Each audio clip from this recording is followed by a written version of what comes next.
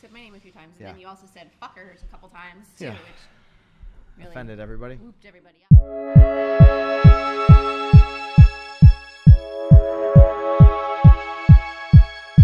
Okay. This is Byron, Lazine, and Nicole White, and you are tuned into episode 10 of The Real Word. We're like double digits. Double digits. Wait, Congrats. we should go to the other room. I think we have some Vouv in the other room. We should do have pop Vouv. that. Brianna, get the Vouv. We're on Double episode 10. digits. When we get to 100, we can celebrate. Ugh. All right? When we get to 100, did you see how I nailed that intro, even off the rusty couple-week break that we've had? And like so he came from Florida up to Connecticut, and we're probably in the most beautiful Arctic world surrounding us of all time. I actually don't mind looking at the world. Look at those from icebergs out there that are like falling into the river. Anyways, you nailed it, and we're in double digits. I'm super pumped to be back here. Yeah, I'm excited. I'm excited. Hopefully, you guys are just as excited to see us. I feel like we need sunglasses on in this room too. There's a lot of good light. The sun is bouncing off the snow. But We're only a month away from being in our first office, so we're gonna have like a setup. We're not gonna like slouch over, but I'm we're super slouching a little. We apologize. But I am super pumped to be up here. 2018 is rolling. It's in. You know, we are like moving quickly. Yes. We were scrolling through Inman to pick our topic. And if you're new to the show, The Real Word, we pick a topic, we put our 2 cents on top, and then we take a question, usually from somebody right in the real estate industry. And we have a question that came through Snapchat. But when we were scrolling through Inman, we said, geez, there's a lot of like New Year stuff. So we just kind of wanted to talk to what we're doing to start 2018. And I'd love to actually hear like what you guys are doing. Maybe we should be doing something that we're not, or maybe you're finding something to be super successful that, granted it's only January 9th, but maybe that you've implemented in the year. Like I'd love to hear it. But anyway, we'll get started on what we're doing. Absolutely. So. And I'm just going to reference one article off of Inman that my man Tom Ferry, I'll see you next week, Tom, wrote 3 sales skills you need to improve lead conversion: building rapport, number 1, ask qualifying questions, number 2, and always be closing, number 3. Before I get... Oh, wait. Do you want to talk about that? I feel like... So we had our... you're talking about yesterday? We had our team meeting yesterday, and I'll be honest, I don't think I've ever seen this man glow as much as I did yesterday. I'll quickly reference this on the always be closing. If you've read or listened to Tim Grover's book, Tim Grover was the trainer for Michael Jordan and Kobe Bryant. Right. He talks about this level of closers. Everybody in our industry is always talking about always be closing. Everybody wants to be a closer. They want to close a deal. He says you don't want to be a closer. Right. I mean, he says you want to be a cleaner. It's the next level of closer. It's somebody, and he referenced this to use the example of a janitor. A janitor comes in, they do all their work at night. Right. When nobody, I love this. I mean, you do. Like, you really, I feel like you're popping again. Like you're the janitor does up. all their work at night when nobody's watching. Right. Right? Like nobody's giving them attaboys, no rounds of applause. Right. They're putting it in all night while everybody's sleeping. The thing about the janitor is they know every nook and cranny about the building. They know they've got all the keys to every single room. Right. They know all the secrets, right? Like they know who's got the condom wrapper in the garbage can, right? Like who's got the bag of weed in their drawer, like all these different things. Right. So we're obviously not talking about a school janitor. Could be, but they know everything that's going on in that building. They've got all. So when something happens, people come to them. Right. The questions are coming to the janitor. What about what happened here? What about this? And they're brought in to clean up the deal. Right. Right? To finish the deal. He talks about Kobe Bryant, and now we're totally going off topic here. But it's super important. I mean, that was how you initiated our first meeting of the year. Absolutely. Talks about Kobe Bryant ripping his Achilles tendon. And Kobe Bryant is a cleaner. You know, Michael Jordan, Kobe Bryant. The thing about these two guys that Tim Grover says, and he's worked with tons and tons of NBA players, they outwork everybody. Michael Jordan has all this natural ability. Kobe Bryant, same thing. People think that that's what they live off of. No, it's that Kobe would train from 4 a.m. for 2 hours, and he would train 4 or 5 times while his competition is training 2 days. Right. And you fast forward 5 years down the road, when he's been training 5 times a day to everyone's 2, nobody can catch up. Right. So when Kobe tore his Achilles tendon, one of the most painful injuries, right, He would not let, and this is a guy who's made over hundreds of $1 million at that point in his career. He would not allow anyone to go out and shoot those 2 free throws. Right. He went out and cleaned up the deal. He finished the deal. He shot his 2 free throws. Yeah. So I agree with you, Tom. Always be closing. One of the things that we're really focused on this time of year, bringing it back to real estate. We're talking about basketball.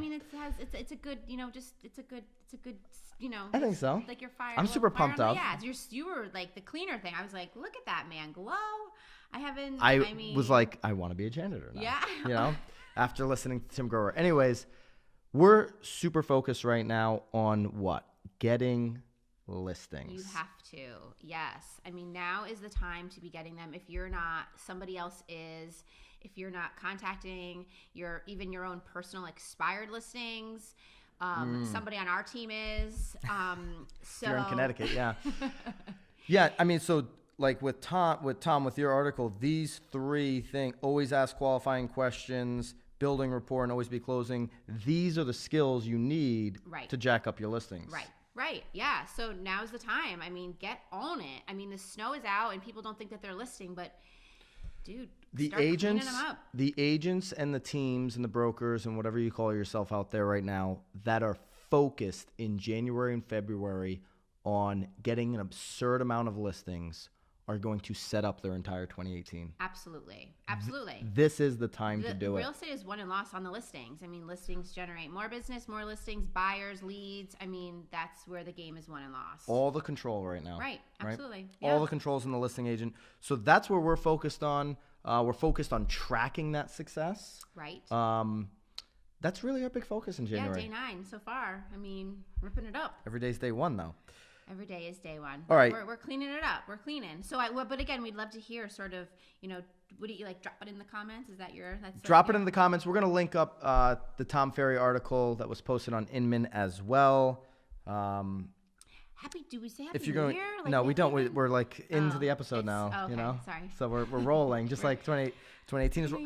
Anybody going to the Elite Retreat next week in California? I'll see you out there for speaking of Tom Ferry. Wait a minute.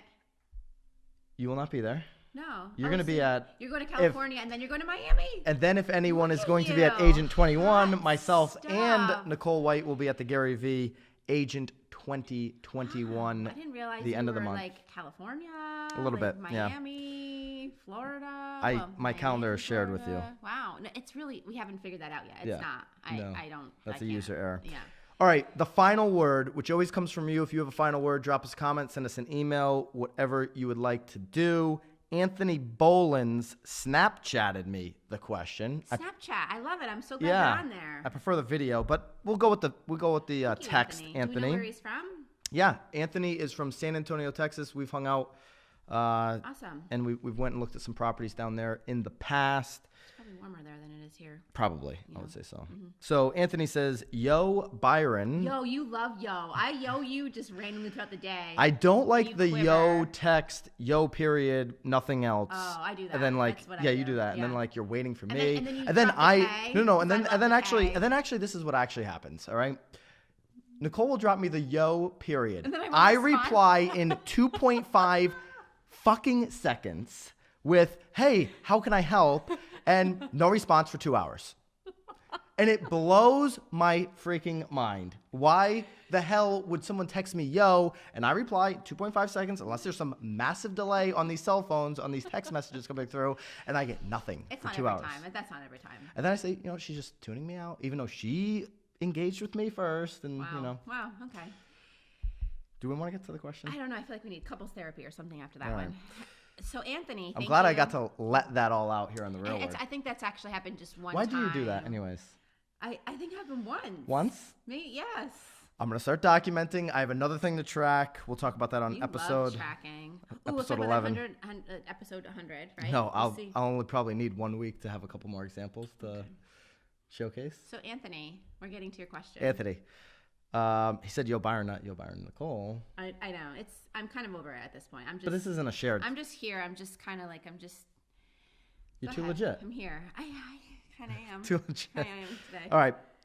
How do you explain? This is an important question if you're in the industry, especially if you're new. How do you explain to a seller that has the largest one-story home in a neighborhood, and an average price per square foot will put them well over the neighborhood average, and it'll be a tough sell. How do you explain that when you're sitting in front of a seller? Wow. So I think there's so many ways to go about it. I actually rarely start out with the price per square foot. Do you start out with the price per square foot? Yeah, I mean, I guess that's one thing we need to clarify. In Connecticut, this is in New York City. I don't know that it's super relevant, Anthony. In San Antonio, the little bit I know about that market. But here, price per square foot is definitely not the biggest variable that we talk about with sellers because, again, New York City, you can play that game. Any type of vertical market, you can do that. Right. But yeah, I think it does come up from time to time. Absolutely. And I'll be honest, I mean, it's sort of like everyone always brings up assessments too. That's certainly not my determining factor, but maybe that's step 6. Are my assessments sort of lined up with the comps or the price per square foot in a certain range? In all honesty, I mean, I would go off the square footage, right?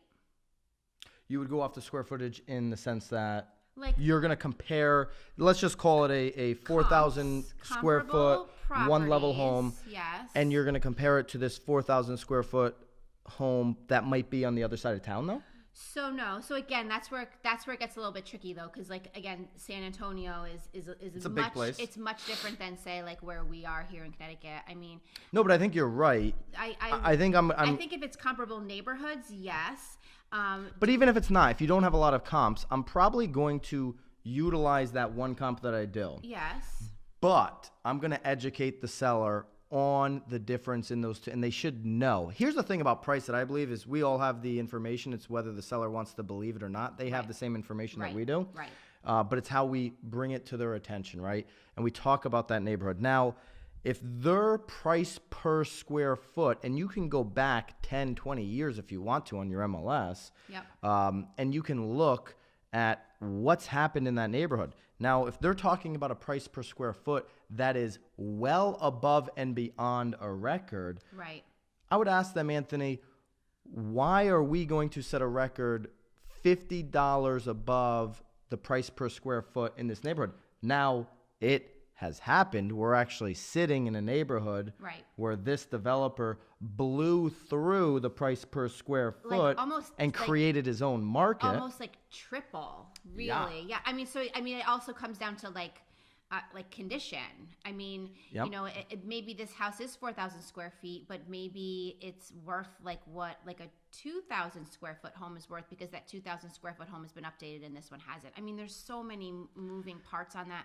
I wish I could give you a better answer, but the neighborhood's obviously a huge factor. If you're the best home, in the neighborhood, there's always that saying. It's super cliche. Yeah. But at the end of the day, that's something a buyer is going to look at. Right. And I have to, right. So I think that's really important though too. And I know that, again, I know you do buyers, but I think I like buyers. So I always sort of with my sellers sort of give the bad news too, because if I'm coming in as a buyer's agent, this is how I'm going to be evaluating your property.